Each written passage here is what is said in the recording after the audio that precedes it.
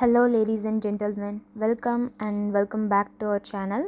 இன்றைக்கி நாம் coffee prince Namjoon FF part 3 தான் பார்க்க போகிறோம். லாஸ்ட் பார்ட்டில் என்ன பார்த்துருப்போம் அப்படின்னா, நம்ஜூன் மழை பெஞ்சிட்ருக்கும்போது மின்னை காரில் கூட்டிகிட்டு போயிருப்பான். அப்போ ப்ரப்போஸ் பண்ணும்போது மின் நான் ஒரு பையன் நினச்சிட்டு நீங்கள் பண்ணுறீங்க, ஆனால் நான் பையன் இல்லை ஒரு பொண்ணு அப்படின்னு சொல்லியிருப்பா உண்மையை. இப்போ நம்ஜூன் கோவமாக இவ்வளோ நாள் என்னை ஏமாற்றிட்ட நீ அப்படின்னு சொல்லி மழை பெஞ்சிட்ருக்குன்னு கூட பார்க்காம நடு ரோட்லேயே அவளை இறங்க சொல்லி அவன் கார் எடுத்துகிட்டு போயிருப்பான். மின்னும் அங்கேயே நடு ரோட்லேயே உட்காந்து அழுதுட்டு இருப்பா தலையில் கை வச்சு. So let's continue from that. மழை நின்ன பாடில்லை. அன்னைக்கு நைட்டு எப்படி வீடு போய் சேர்ந்தான்னு அவளுக்கே தெரியல. காய்ச்சல் அடித்து உடம்பு அப்படி சுட்டுச்சு. பெட்டில் படுத்துட்டு நம்ஜூனோட அந்த கோவமான முகம், இறங்கு காரில் இருந்த அப்படின்னு அவன் கத்துன அந்த வாய்ஸ் தான் அவள் காதுக்குள்ளே கேட்டுகிட்டே இருந்துச்சு. நான் பண்ணது தப்பு தான், ஆனால் எனக்கு வேறு வழி தெரியலையே அப்படின்னு தலைவாணியை கட்டி பிடிச்சிட்டு அழுதுட்டு இருந்தா. அவளோட மனசும் உடம்பும் மொத்தமாக உடைஞ்சு போயிருந்துச்சு. அதே நேரம் நம்ஜூன் அவனோட அப்பார்ட்மெண்ட்டில் ஆல்கஹால் பாட்டில்ஸோடு உட்காந்துருந்தான். கோவம், ஏமாற்றம், நிம்மதி அப்படின்னு எல்லா எமோஷன்ஸும் ஒன்றா சேர்ந்து அவனை சித்திரவதை பண்ணுச்சு. ஒரு பொண்ணா? அப்போ நான் அப்நார்மல் இல்லை, நான் ஒரு கே இல்லை, என் லவ் தப்பு இல்லை அப்படின்னு ஒரு பக்கம் நிம்மதியாக இருந்தாலும், ஆனால் அதை அவள் ஏன் என்கிட்ட முதல்லையே சொல்லியிருக்கணும்ல. என்னை ஒரு பைத்தியக்கார மாதிரி அவள் பின்னாடி அலைய வச்சு ரசிச்சிருக்கா அப்படின்ற அந்த ஈகோவும் ஏமாற்றமும் அவனை விடிய விடிய தூங்க விடல. அடுத்த நாள் விடிய காலையில் காஃபி ஷாப்பை ஜிந்தம் ஓப்பன் பண்ணான்.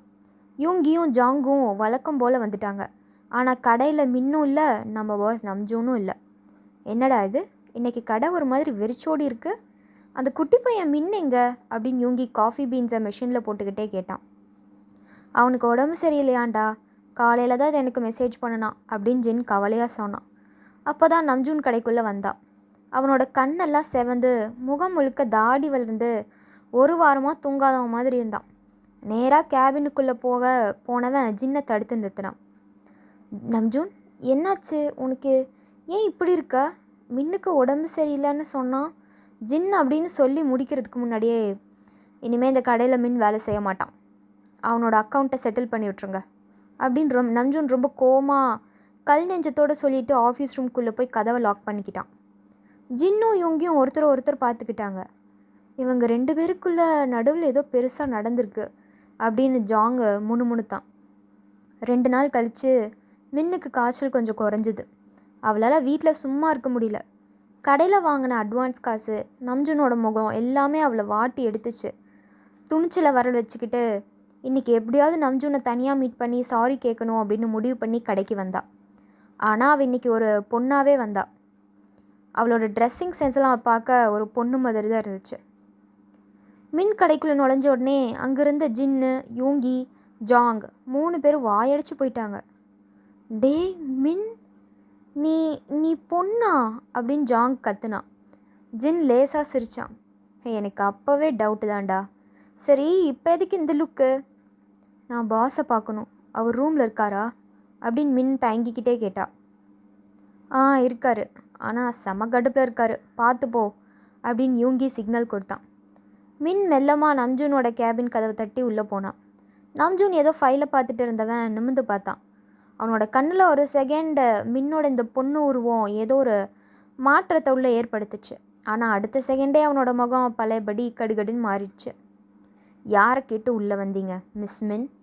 உங்களுக்கு தான் வேலை இல்லைன்னு சொல்லிட்டாங்கல்ல, கிளம்ப வேண்டியதானே அப்படின்னு நம்ஜூன் சீட்டில் சாஞ்சிக்கிட்டு ரொம்ப ரஃப்பாக பேசினான். ஹியோங் ப்ளீஸ், நான் சொல்கிறது ஒரே ஒரு நிமிஷம் கேளுங்க. நான் வேணும்னே உங்களை ஏமாத்தலை. என் குடும்ப சூழ்நிலைனால தான் நான் அப்படி பண்ணேன். நீங்கள் தான் பாய்ஸ் மட்டும்தான் வேலைக்கு வேணும்னு சொன்னீங்க. எனக்கு அந்த வேலை ரொம்ப முக்கியமாக இருந்துச்சு அப்போது, அதான் அப்படின்னு மின்னு கண்ணீர் விட்டுட்டே பேசிகிட்டு இருந்தா. அதுக்காக என் ஃபீலிங்ஸோடு விளையாடுவியா மின்? நான் உன்னை நினச்சி நைட்டு முழுக்க தூங்காமல் எனக்கு என்ன ஆச்சுன்னு தெரியாமல் செத்துட்டு இருந்தனே, அதை பற்றி உனக்கு எந்த கவலையும் இல்லைல்ல மின் அப்படின்னு நம்ஜூன் எந்திரிச்சு அவகிட்ட நெருங்கி வந்து கத்துனான். எனக்கும் உங்களை பிடிச்சிருந்தது ஹியூங், அதான் உண்மையை சொல்ல பயந்தேன் அப்படின்னு மின் அவளோட மனசில் இருந்த லவ்வை இப்போ ஓப்பனாக சொல்லிட்டா. நம்ஜூன் அப்படியே ஷாக்காகி நின்னான். அவளோட அந்த அழகான உண்மையான கண்ணீர் அவனோட கோவத்தெல்லாம் அப்படியே கரைச்சிட்டு இருந்துச்சு. அவன் அவளை நெருங்கி போய் அவளோட கைகளை பிடிக்க போனான். நம்ஜூன் அப்படின்னு திடீர்னு ஆஃபீஸ் கதவு திறந்துச்சு. உள்ளே வந்தாங்க நம்ஜூனோட பாட்டி. அவங்க பின்னாடி 2 பாடி கார்ட்ஸ்.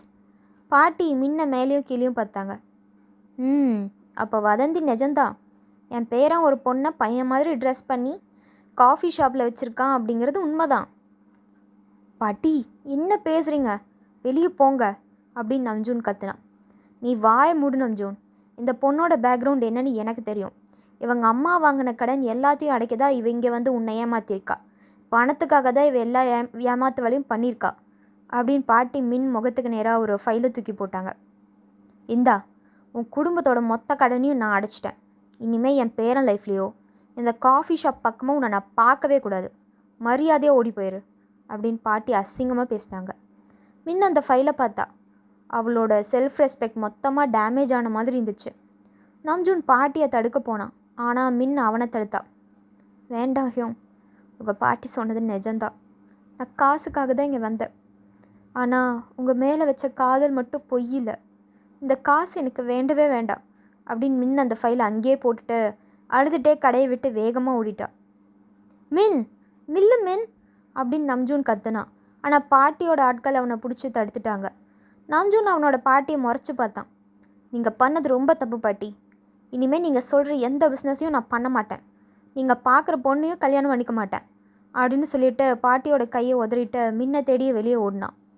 ஆனால் அதுக்குள்ளே மின் மலையில் எங்கேயோ மறைஞ்சு போயிருந்தா. மின்னை தேடி சியோல் சிட்டியோட அத்தனை ஸ்ட்ரீட்ஸ்லேயும் நம்ஜூன் அன்னைக்கு நைட்டே சல்லடை போட்டு தேடினான். அவள் வீட்டுக்கு போய் பார்த்தப்போ அங்கே பூட்டு தொங்கிட்டு இருந்துச்சு. பாட்டி கொடுத்த அவமானத்தில் மின் அவளோட குடும்பத்தை கூட்டிக்கிட்டு உடனே அந்த இடத்த காலி பண்ணிட்டு போயிட்டான்னு பக்கத்து வீட்டுக்காரங்களாம் சொன்னாங்க. ஏன் மின், என்கிட்ட ஒரு வார்த்தை சொல்லியிருக்கலாம்ல. என் காதலை விட உனக்கு உன் ஈகோ தான் பெருசாக போச்சா அப்படின்னு நம்ஜூன் காரோட ஸ்டீரிங் வீலில் தலையை வச்சுட்டு கதறி அழுதிட்டு இருந்தான். அவனோட கண்ணீர் அவனோட ஃபோனை நினச்சிது. அடுத்த சில வாரங்கள் இப்படி தான் போச்சு. காஃபி பிரின்ஸ் கடை வழக்கம் போல் நடந்துட்டு தான் இருந்துச்சு. ஆனால் அங்கே பழைய சந்தோஷம் இல்லை. நம்ஜூன் கடையோட ஒரு ஓரமாக உட்காந்து மின் எப்போதாவது காஃபி கப்போடு ஓடி வருவாளா அப்படின்னு வாசலையே வெறிச்சு பார்த்துட்டு இருந்தான். அவனோட இந்த நிலைமையை பார்த்து ஜின்னும் யுங்கியும் ரொம்ப வருத்தப்பட்டாங்க. நம்ஜூன், இப்படி சோர்ந்து உட்காந்தா எப்படி? பிஸ்னஸில் கவனம் செலுத்து, அப்போ தான் உன் பாட்டி முன்னாடி நீ ஜெயிச்சு காட்ட முடியும் அப்படின்னு ஜின் அவனுக்கு ஒரு ஸ்ட்ராங்கான எஸ்ப்ரெஸோ காஃபியை நீட்டினான். நம்ஜூன் அதை வாங்கி ஒரு சிப்பு குடிச்சிட்டு, ஜின், எனக்கு பிஸ்னஸ் முக்கியம் இல்லைடா. மின் இல்லாத இந்த இடம் எனக்கு நரகம் மாதிரி இருக்குது. அவள் எங்கே இருக்கான்னு தெரியல, எப்படி இருக்கான்னு தெரியல அப்படின்னு ரொம்ப விரக்தியாக சொன்னான். அப்போ அங்கே வந்து யுங்கி அவனோட டேப்லெட்டை நம்ஜூன் கிட்ட காமிச்சான். நம்ஜூன், இங்கே பாரு, இன்ஸ்டாகிராமில் ஒரு புது பேஜ் ட்ரெண்ட் ஆகிட்டு இருக்கு. Mins homemade coffee. சியோலோட அவுட்டரில் ஒரு சின்ன கிராமத்து ஏரியாவில் யாரோ ஒரு பொண்ணு இதோ இந்த மாதிரி சின்ன வண்டியில் காஃபி விற்கிறா.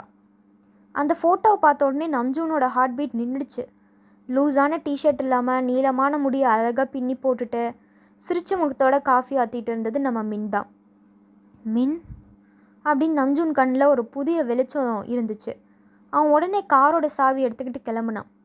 டேய் ஜாங், வண்டி எடுடா, நாமளும் பாஸோடு போகிறோம் அப்படின்னு ஜின் கத்த ஜின்னும் ஜாங்கும் நம்ஜூன் பின்னாடியே கிளம்புனாங்க.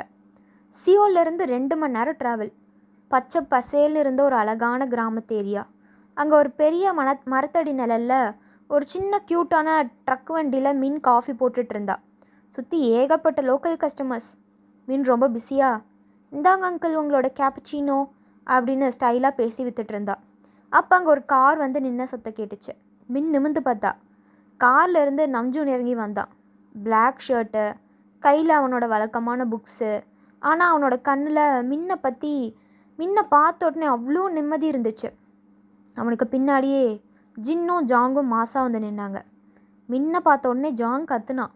அட்டேங்கப்பா, நம்ம மின்னாது நிஜமாவே பொண்ணு மாதிரி, ஐயோ இல்லை ரொம்ப அழகான தேவதை மாதிரி இருக்காடா அப்படின்னு சொல்ல ஜின் அவன் தலையில் தட்டி, வாயை மூடுடா, பாஸ் பேசட்டும் அப்படின்னு சொல்லி ஓரமாக நின்னாங்க. மின் கையிலிருந்த காஃபி மக் கீழே விழ போச்சு. அவசரமாக அதை டேபிளில் வச்சுட்டு, நீங்கள் எதுக்கு இங்கே வந்தீங்க ஹியோங்? உங்கள் பாட்டி கொடுத்த காசை தான் நான் வாங்கலைல்ல, அதை அங்கேயே தானே வச்சுட்டு வந்தேன். மின் இன்னமும் அந்த பழைய கோவத்தில் தான் பேசினான். நம்ஜூன் மெல்ல அவகிட்ட நெருங்கி வந்தான். சுற்றி இருந்த கஸ்டமர்ஸ் எல்லாரும் இவங்க 2 பேரையும் ஆச்சரியமாக பார்க்க ஆரம்பித்தாங்க. மின், நான் இங்கே பார்ட்டி காசுக்காக வரல. என் காஃபி பிரின்ஸ் கடையோட நிஜமான பிரின்சஸை கூட்டிகிட்டு போக வந்திருக்கேன் அப்படின்னு நம்ஜூன் ரொம்ப சாஃப்டாக அவளோட கையில் பிடிச்சிக்கிட்டான். ஹியோங் ப்ளீஸ் கையை விடுங்க, மற்றவங்க பார்க்குறாங்க, நாம் 2 பேரும் வேறு வேறு உலகம். உங்கள் பாட்டி சொன்ன மாதிரி நான் உங்கள் அந்தஸ்துக்கு செட்டே ஆக மாட்டேன் அப்படின்னு தன்னோட கையை இழுக்க ட்ரை பண்ணினான். அந்தஸ்தாவது மண்ணாங்கட்டியாவது மின், நீ பையனாக இருந்தப்பவே உன்னை நான் லவ் பண்ண ஆரம்பிச்சிட்டேன். அப்போவே உன்னை லவ் பண்ண வேணாம். அப்போது எனக்கு இந்த உலகம் சொத்து எதுவுமே பெருசாக தெரியல. இப்போது நீ ஒரு பொண்ணுன்னு தெரிஞ்ச அப்புறமும் நான் உன்னை விடுவேனா? ப்ளீஸ் மின், என்னை ஏற்றுக்கோ அப்படின்னு நம்ஜூன் எல்லாரும் முன்னாடியும் முட்டி போட்டு அவகிட்ட தான் காதில் சொன்னான். மின்னுக்கு கண்ணீர் முட்டிக்கிட்டு வந்துச்சு. இவ்வளோ பெரிய பிஸ்னஸோட வாரிசு தன் காதலுக்காக நடு ரோட்டில் முட்டி போட்டு நிற்கிறானே அப்படின்னு அவளோட மனசு மொத்தமாக கரைஞ்சு போச்சு. ஹியோங் எந்திரிங்க முதல்ல. மின் அவனோட கையை பிடிச்சி தூக்குனான். நீ சம்மதம் சொல்கிற வரைக்கும் நான் எந்திரிக்க மாட்டேன் மின், நம்ஜூன் அடம் பிடிச்சான். ஸோ கடவுளே. சரி சரி, ஐ லவ் யூ ஹியோங், போதும்ல, எந்திரிங்க மின்ன அவளோட முகம் சிவக்க சொன்னான். இதை கேட்ட உடனே பின்னாடி நின்ன ஜின்னும் ஜாங்கும் ஹுரே அப்படின்னு கத்தி குதிச்சாங்க. நம்ஜூன் டக்குன்னு எந்திரிச்சு மின்ன அப்படியே தூக்கி ஒரு சுற்றுனான். ஆனால் இவங்க சந்தோஷம் ரொம்ப நேரம் நீடிக்கல. அடுத்த நாளே நம்ஜூனோட பாட்டிக்கு இந்த விஷயம் தெரிஞ்சு அவங்க சியோவில் இருந்த ஆட்களை எல்லாம் அனுப்பி மின்னோட காஃபி வண்டியை மொத்தமாக அடித்து உடைக்க ஆர்டர் போட்டாங்க. நம்ஜூன் இல்லாத நேரமாக பார்த்து பாட்டியோட ரவுடிங்க வந்து மின்னோட வண்டியை அடித்து நொறுக்கிட்டாங்க. மின் அழுதுகிட்டே தடுத்தும் அவங்க கேட்கவே இல்லை. உன் வண்டியை மட்டும் இல்லை, உன்னையும் இந்த ஊரை விட்டு துரத்தாமல் விட மாட்டோம் அப்படின்னு மிரட்டினாங்க. அப்போ அங்கே வந்த நம்ஜூன் இந்த கொடூரத்தை பார்த்து செம்ம காண்டானா. அவனோட கோவம் இப்போ உச்சகட்டத்துக்கு போயிடுச்சு. அவன் நேராக அந்த ரவுடிங்களை அடித்து துவம்சம் பண்ண ஆரம்பித்தான். நம்ம சாதுவான நம்ஜூனா இது அப்படின்னு மின்னுக்கு ஆச்சரியமாக பார்க்குற அளவுக்கு ரவுடிங்களை போட்டு பொழந்தெடுத்துட்டு இருந்தான். கடைசியாக அவனோட பாட்டிக்கு ஃபோன் பண்ணான். பாட்டி, இத்தோடு நிறுத்திக்கோங்க. நீங்கள் மின்ன தொட்டா உங்கள் பேரன் உயிரோடு இருக்க மாட்டான். நான் இந்த சியோல் சிட்டியை விட்டே மின்ன கூட்டிகிட்டு எங்கேயாவது ஓடி போயிடுவேன் அப்படின்னு ஒரு வார்னிங் கொடுத்தான். நம்ஜூனோட இந்த மிரட்டல் பாட்டியை பயமுறுத்துச்சா இல்லை அவங்களை இன்னும் கோவப்படுத்துச்சா? ஓகேடா, இந்த பார்ட் இத்தோட முடிகிறது. உங்களை நான் நெக்ஸ்ட் பார்ட்டில் மீட் பண்ணுறேன். Till then take care, stay safe, பாய்.